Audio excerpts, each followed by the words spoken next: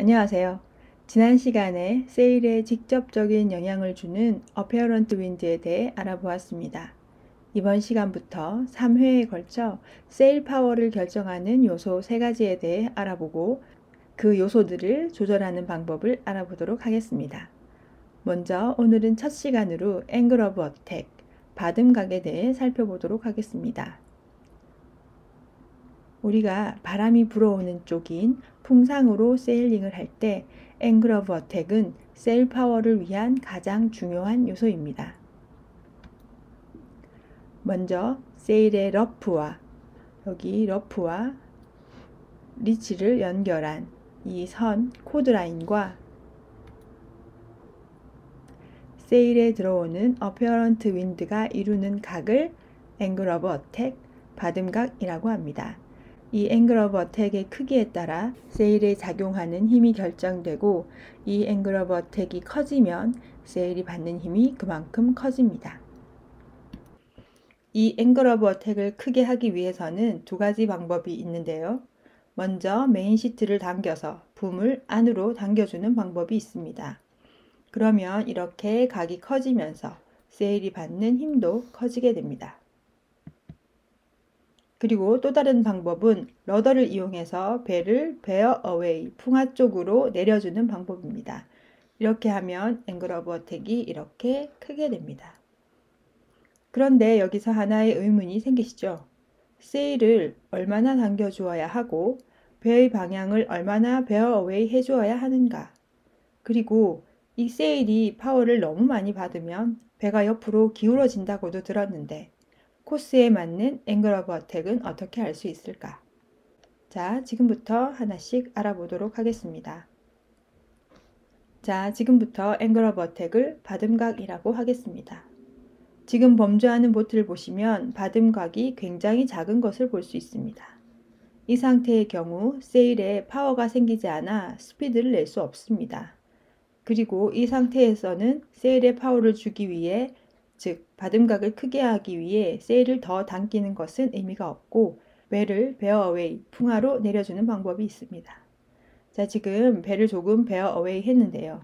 이렇게 받음각의 크기가 커지면서 세일 양면으로 바람이 적절히 흘러주어서 양력이 발생하고 그로 인한 추진력을 얻었습니다. 그러면 조금 더 베어 어웨이 해서 받음각을 키우면 더 큰 힘을 얻지 않을까요? 이렇게 베어 어웨이 해서 이 받음각을 더 키워 보았습니다. 이렇게 되면 당연히 세일에 받는 힘은 더 커지게 됩니다. 그런데 여기서 우리가 놓치면 안 되는 부분이 있습니다. 세일이 바람을 받으면서 세일에 작용하는 힘이 두 가지라는 사실입니다. 하나는 세일 양면에 흐르는 바람의 기압차로 생기는 양력이 있고요. 또 하나는 바람과 도표면의 마찰과 바람의 교란으로 인해 생기는 항력이 있습니다. 쉽게 말하면 밀리는 힘입니다. 보통 힘의 방향과 같은 방향으로 이렇게 발생합니다. 그러므로 풍상으로 범주할 때는 양력은 더 많이, 이렇게 밀리는 항력은 적게 갖는 것이 가장 빠르고 안전하게 세일링 할 수 있는 방법이 됩니다. 자, 잠깐 1번과 2번 보트를 비교해 보도록 하겠습니다. 1번 보트의 경우에는 최대의 양력과 최소의 항력을 가짐으로써 코스를 제대로 잘 세일링하고 있는 모습이고요. 2번 같은 경우에는 이렇게 세일에 흐르는 흐름이 좋지 않아서 양력은 1번 배보다 더 적게 발생하고, 그리고 이렇게 뒤로 미는 힘인 항력은 1번 배보다 더 많이 발생해서 똑바로 배가 가기보다는 옆으로 밀림 현상이 생기거나 아니면 과도한 힐이 생겨서 범주를 하게 되는 상황이 됩니다. 그렇다면 최적의 세일 트림은 어떻게 할 수 있을까요? 그 지점을 가장 쉽게 확인할 수 있는 방법은 텔테일을 보는 것입니다. 지금 세 보트의 텔테일을 한번 생각해 보도록 하겠습니다. 첫 번째 보트는 안쪽에는 세일의 바람 흐름을 받지 못해서 텔테일이 스톨되고 있을 것이고, 바깥쪽 텔테일은 어느 정도 날릴 것입니다. 그래서 바깥쪽 텔테일에 스톨이 되지 않도록 유지하면서 안쪽 텔테일이 잘 날 수 있을 때까지 천천히 베어 어웨이를 해주면 그 지점이 가장 적절한 바듬각을 유지할 수 있는 포지션이 됩니다. 우리가 더 너무 많이 베어 어웨이를 했을 때는 텔테일은 아마 안쪽은 제대로 날고 있을 것이고 바깥쪽은 바람을 적절히 받지 못해서 이렇게 놀고 있는 상황이 될 것입니다. 그래서 바듬각을 정확히 잘 받고 있는지 확인하기 위해서는 텔테일을 보는 것이 가장 중요합니다. 텔테일 보면서 세일 모양을 맞추는 방법에 대해서는 전에 텔테일 영상에서 살펴보았습니다. 그 영상을 참고하시면 풍상에서의 최적의 세일 모양을 만드는 방법을 알 수 있습니다. 자, 이제 그러면 풍상, 크로스홀드로 범주하다가 풍하로 코스를 바꾸면서 세일 모양의 변화와 바듬각의 변화를 살펴보도록 하겠습니다.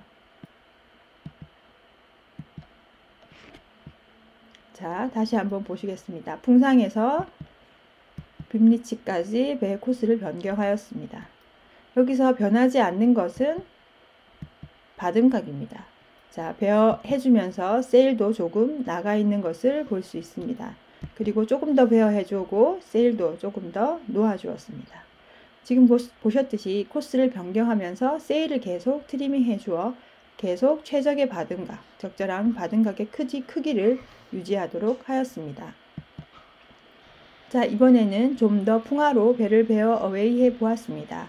그런데 풍하 세일링 때는 일반적으로 양력보다는 항력의 힘을 더 많이 이용해서 세일링을 하게 됩니다. 그래서 바듬각을 유지하기 위해 세일을 놓아주기보다는 풍압을 이용하기 위해 이렇게 좀 더 세일을 당겨주는 것이 더 좋습니다. 또 킬보트의 경우에는 이렇게 사이드 스테이가 있어서 세일을 더 이상 많이 놓아주지 못하게 됩니다. 그래서 풍하에서도 양력의 힘을 얻고 더 많은 항력을 갖기 위해서 배의 스피드에 따라 여러 종류의 풍하용 세일을 이용합니다. 그중 가장 보편적으로 사용되고 있는 스핀 세일과 제네커 세일을 살펴보겠습니다. 먼저 스피네이커 세일의 모습입니다. 스핀 세일이라고도 부릅니다. 스핀 세일을 이용해서 메인 세일에도 바람의 영향을 주도록 해서 바람 손실을 막아주고 더 많은 항력을 갖도록 하는 방법입니다. 제24의 경우 이렇게 스핀 세일을 이용해서 풍하로 세일링을 하고 있습니다. 다음으로 제네카 세일의 모습입니다. 이 세일 또한 풍하 세일링 때 메인 세일의 바람 흐름을 돕고 더 많은 양력과 항력을 이용해 세일링 하도록 돕습니다. 제네커 세일의 경우 세일을 흘러나오는 바람의 영향으로 인해 스핀 세일을 이용할 때보다 메인 세일을 좀 더 당겨서 트리밍을 해주어야 합니다. 이것은 J70입니다. 이렇게 제네카 세일을 이용해서 세일링을 하고 있습니다. 지금까지 앵글 오브 어택에 대해 살펴보았습니다. 저는 세일링을 하면서 비교적 최근까지 사실 주먹구구식으로 배를 타왔습니다. 대학 졸업 후 많은 시간이 흐르고 다시 세일링을 시작하고도 몇 년은 그렇게 배를 탔습니다. 그런데 5년여 전쯤 문득 왜 그렇게 해야 하지? 라는 의문이 생겼고 또 배를 좀 더 잘 타고 싶다, 제대로 타고 싶다라는 생각이 들기 시작하면서 조금씩 세일링에 대해 알아보기 시작했습니다. 아직 여전히 부족하고 모르는 부분이 너무 많지만 저와 같은 궁금증을 갖고 계신 분들도 계실 것 같아서 이렇게 영상을 한번 만들어 보았습니다. 저는 이러한 것들을 알고 난 후부터 세일링이 좀 더 다르게 보이기 시작했습니다. 그렇다고 실력이 막 부쩍 늘거나 그런 건 아니었지만 내가 하는 이 모든 것들이 왜 해야 하는지 그리고 어떻게 작용하는지에 대한 이해가 생기면서 세일링이 좀 더 재밌어졌습니다. 이 영상을 보시는 분들은 앞으로 어떠실지 궁금하네요. 영상을 보셨다면 이번 주말엔 실제로 세일링을 하면서 배를 가지고 놀아보셨으면 좋겠습니다. 요트를 배우고 접할 수 있는 곳에 대한 정보는 아래 설명란에 올려놓도록 하겠습니다. 영상 끝까지 봐주셔서 감사합니다.